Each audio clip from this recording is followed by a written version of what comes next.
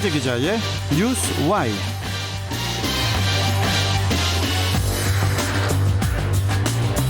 자, 중부일보 백승재 기자, 안녕하세요. 안녕하세요. 중부일보 백승재입니다. 예.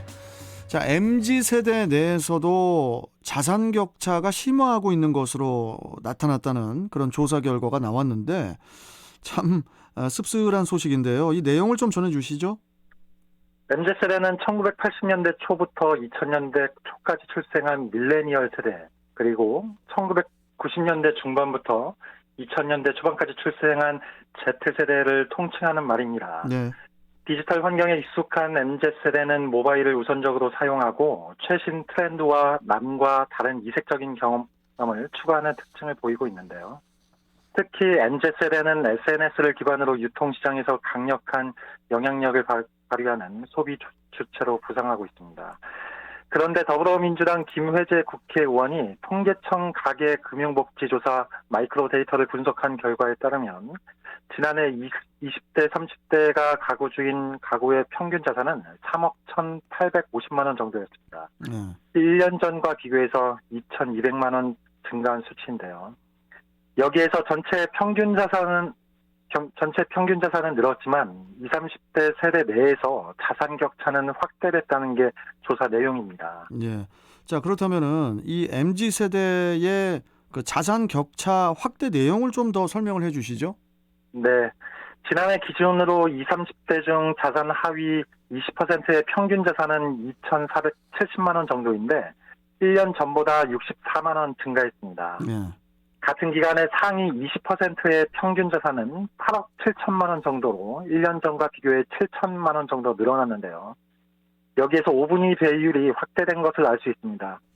5분위 배율이란 자산 상위 20%의 평균을 하위 20% 평균으로 나눈 값으로 배수가 커질수록 불평등도가 악화했다는 뜻인데요. 예.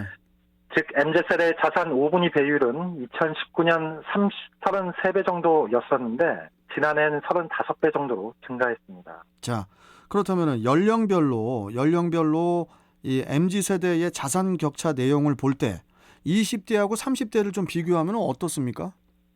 연령별로 살펴보면 20대가 30대보다 자산 격차가 더 커진 것을 알 수 있습니다. 지난해 20대 가구의 하위 20%의 평균 자산은 1년 전보다 120만 원 정도 감소했는데 상위 20%의 평균 자산은 820만 원 정도 증가했습니다. 액수를 살펴보면 20대 가구 하위 20%의 평균 자산은 850만 원 정도인데 상위 20%의 평균 자산은 3억 2,900만 원 정도입니다. 이에 대해서 김회재 의원은 20대 가구의 자산 격차가 소득 차이가 아닌 부의 대물림 때문이라는 점이 간접적으로 드러났다고 해석했는데요. 예.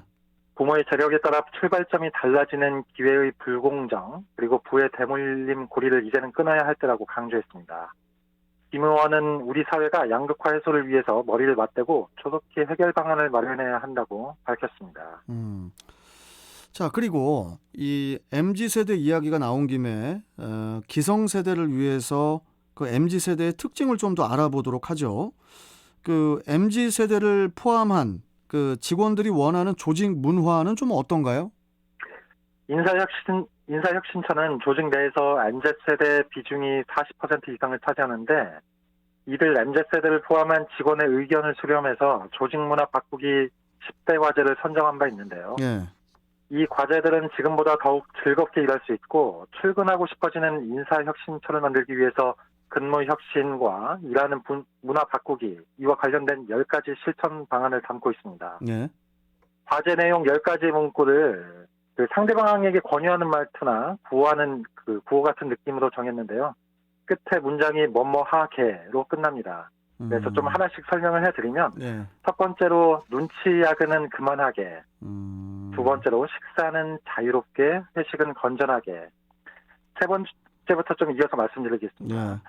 회의는 똑똑하게, 보고는 간결하게, 칭찬은 계속되게, 결속력은 견고하게, 불필요한 일 버리게, 관계는 평등하게, 휴가는 자유롭게, 근무는 유연하게 등입니다. 뭐 과제 내용 결과가 이렇게 좀 재밌으면서도 조직 문화에서 바꿔야 할 그런 내용들이 눈에 띄는데, 그런데 이제 이 첫 번째 과제죠. 눈치 야근은 그만하게. 이건 또 많은 직장인들이 공감을 할 것 같은데 이 부분도 네. 좀 설명해 주시죠. 그 눈치성 야근을 그만하게 해달라는 직원들의 목소리인데요. 그 정시 퇴근을 당연한 문화로 받아들이기 위해서 부서장이 솔선해서 매주 월요일부터 목요일 사이 2차례 이상 정시에 퇴근하도록 하는 것입니다. 퇴근 후에 전화나 문자, SNS 등을 이용한 업무 지시는 긴급한 경우가 아니면 자제하도록 하는 것이고요. 예. 부서장이 직원들의 초과 근무 상황을 세밀히 관리해서 초과 근무가 많은 직원은 면담을 통해서 업무를 조정하도록 하는 등 맞춤 관리하는 방안도 담겨 있습니다. 그렇군요. 자, 그러면 마지막으로 다른 내용들도 좀 간단하게 설명해 주시죠. 네. MZ세대 등의 그 직원들은 휴가를 자유롭게 쓰기를 원하고 있습니다. 직원들의 주장이 뭐냐면요. 저희 과장님은 직원이 휴가를 쓰려고 하면 사유를 물어봐요. 이렇게 외치고 있는데요. 모든 직원이 매달 한 차례 이상 연중 고르게 쉴 수 있도록 개인별 연가 계획을 자유롭게 수립해서 실천해달라는 요구입니다. 부서장도 매달 한 차례 이상 연가 의무를 사용하고 직원에게 연가 사유를 묻지 않는 등 자유로운 연가 사용 분위기를 조성토록 하는 것입니다. 네. 보고서는 간략하게 하고 업무 지시는 명확하게 하는 것을 원하고 있고 중요한 내용이 아닌 것은 보고서 대신 구두나 문자 등을 적극 활용하고 싶다는 의견입니다. 회의를 할 때는 1시간 내 회의를 하고 하루 안에 회의 결과를 공유하고 싶다는 의견도 있습니다. 우리 백승재 기자는 MZ세대 또 후배 기자분들도 있을 거 아닙니까, 주변에? 네, 있습니다. 어떤 이렇게 뭐 세대 차이 같은 거 느낍니까? MZ 조금씩. 네. 백 기자님이 네네. X세대잖아요, X세대. 아니요. 아닙니까? M세대요. 예. 아무튼 네. 저 같은 경우는 이제 프리랜서다 보니까 네네. 이게 연가 이런 게 참 낯설은 단어인데, 네네. 여하튼 부럽습니다. 예, 정규직 분들이. 예. 자, 오늘 말씀 여기까지 듣도록 하겠습니다. 고맙습니다. 네, 고맙습니다. 네, 자, 중부일보 백승재 기자와 함께 했습니다.